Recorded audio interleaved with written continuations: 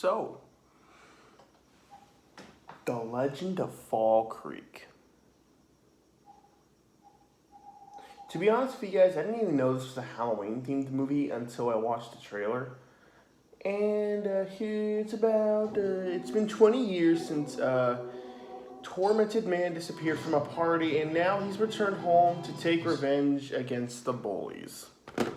That's the synopsis of the movie. Except while watching it, I was confused. I'm going to cut right to the chase. I did not like this movie. I was actually really interested in watching it because it looked like an homage to, it looked like a throwback to Grindhouse films. It's just unfortunate that this film, well, was not good. Something I want to get out of the way really quickly. This movie's not bad because of bad acting or, a non-engaging story. In fact, I think the acting is actually not half bad for this movie, especially for whatever budget was. And overall, I do like the fact that it takes place during Halloween and how everything, looks Halloweenish. It does have a kind of an 80s feel, so I got those, slasher grindhouse vibes that they were trying to give you. And when you could see the kills, they were cool. And the killer's design was interesting, though it doesn't look anything like the cover. It is cool, the fact that his mask is a pumpkin. It's just unfortunate. This movie is fucking shit. I'm sorry. The editing is bad. It's bad. There are these weird visual effects that appear on the screen whenever you could tell that, they didn't want to show the bad effects, on the makeup or whatnot, so they just added the Grindhouse static filter to make it look like it's a horror, Grindhouse movie, but it just didn't work. And there are quick cuts that just don't match, and there are weird scenes that pop up, and it's just very out of place, and it's just kind of off-putting. And while the acting isn't bad, the script, it's just kind of weird. Like, I could tell it was weird, and that the actors were trying their best to make do what the script was. And I'm just going to say it. The main problem I had with this movie was not only the editing,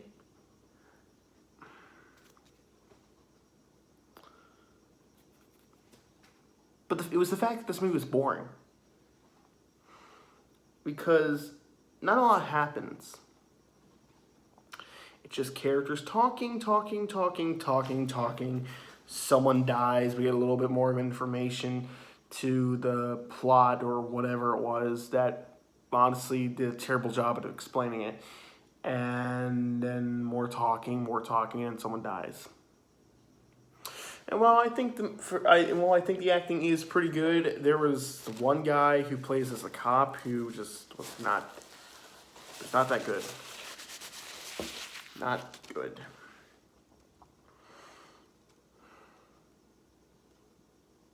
Guys, I'm gonna be for real with you. This movie, I was disappointed with this movie, mainly because it was just so boring. Not a lot happens, and when stuff does happen, I can hardly see it because of the bad editing and the effects that are thrown on to the screen. It makes everything so blurry and visually unappealing. The cinematography isn't good either. And I'm just going to say it. I was having a hard time following what the hell was going on in this movie. All I knew was that some kid left a Halloween party. The plot synopsis says it's been 20 years since the tormented man disappeared from a party, and now he's returned home to take revenge against the bullies. Okay. But everything else I just didn't get. This movie's a run-of-the-mill slasher. When you really, get down to it, it's a guy who comes back to his hometown, Fall Creek, and he goes to a Halloween party, and people get murdered one by one. It's okay. But the movie tries to throw all these twists and turns that I just didn't pay attention to because it was boring. Now, one could argue with me that, that's because you weren't paying attention. Maybe it got interesting. Well, I'm just going to say it. The movie did a poor job of keeping me interested. The story, and, I'm sure, maybe it does make sense. Let's just say it does make sense. My argument here is that even if it made sense, the movie did not do a good job of keeping me entertained or engaged. I didn't even really care for the characters. They're not like, because of quite a few of them make rude comments to each other, and to be honest, they're douchey to each other. None of the characters really add well to anything. In fact, there's a part where they try to make you sympathize for these two cousins, and it just didn't work because the chemistry before that was just like, I didn't care. I didn't care.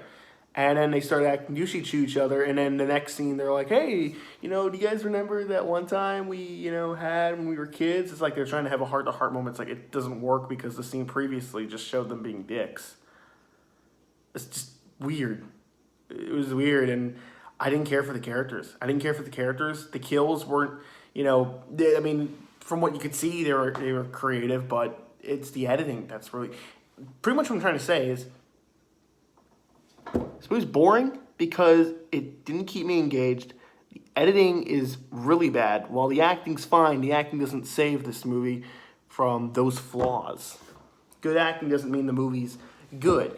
In fact, the girl, I forget her name, Katie, the actress who plays Katie in Slender Man, she's a really good actress. But she's the first one to die in the movie. And they killed off possibly the best actress in the Slender Man movie. And now you got these other actresses that are okay, besides Joey King. And just because you got some okay actresses doesn't mean the movie's good. Because Slender Man was a piece of shit. And so was this movie. I'm sorry for anyone who liked this movie, because I know there are some people that did like it, and that's totally fine. But I'm not going to recommend it. In fact, I'm going to give it a D. Because there were a few things I did like, but we're close to getting a D minus. You were close. You were close. Guys, I'm tired.